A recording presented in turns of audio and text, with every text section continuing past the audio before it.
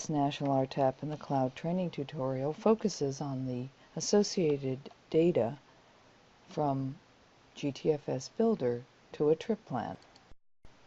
In step 1.3, we looked at this cheat sheet or associated data rather quickly. We're going to look at this a little bit more to help build your confidence that what you are seeing inside of these colored tabs that are here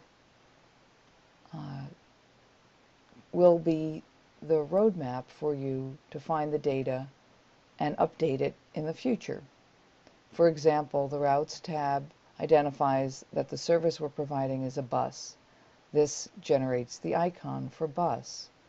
The route short name, the number 6, is found here. The color, this goldenrod, is the color used by the agency, and the text happens to be black as a good contrast.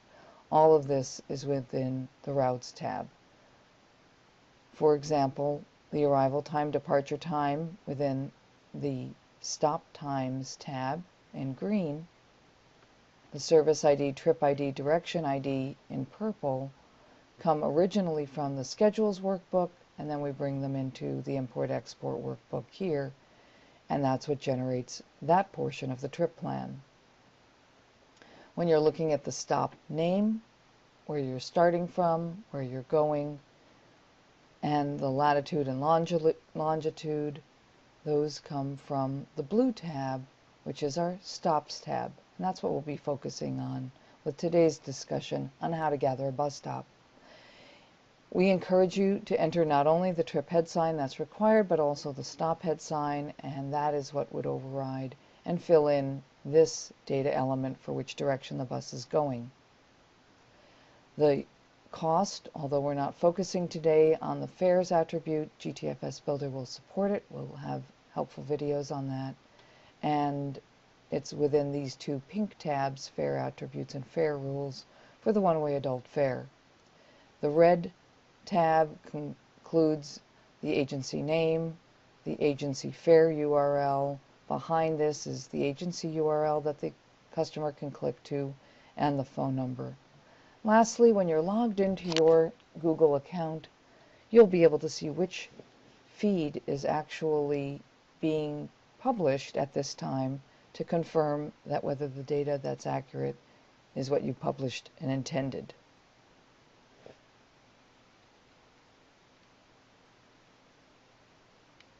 At National RTAP, we've been invited to participate in the preview of the forthcoming integrated trip planner at Google Maps.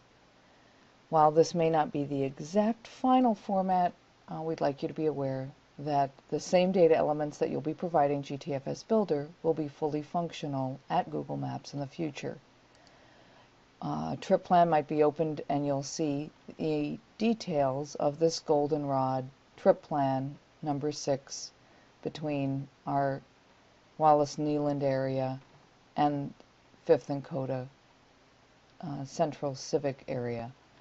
The Route 6 that we saw before with the yellow color are now adhered to the map, visually able to be seen right there, along with the number 3 bus stop icon for this being a bus, not a tram or something else. If we wanted to see additional options for when this bus might go, or if there are other ways to get from A to B, for example, walking is an option at 39 minutes. If I wanted to see a different time of the day or a different day of the week, this scrolling timeline is allowing me to see my options into the future. I can also look for a different route that may get me from there as well.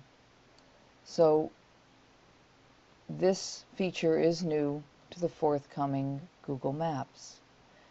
The icon here, or the hyperlink here, that allows you to see and click through to your agency's website is found in the red Agency tab.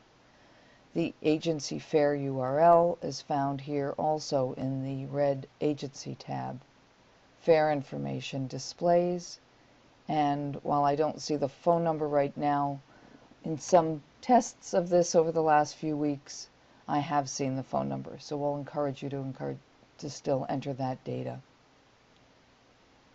This concludes the quick review of the forthcoming Google Maps interface so that you can build confidence that what you will be completing in today's webinars will build Google Maps Trip Planner now and into the future.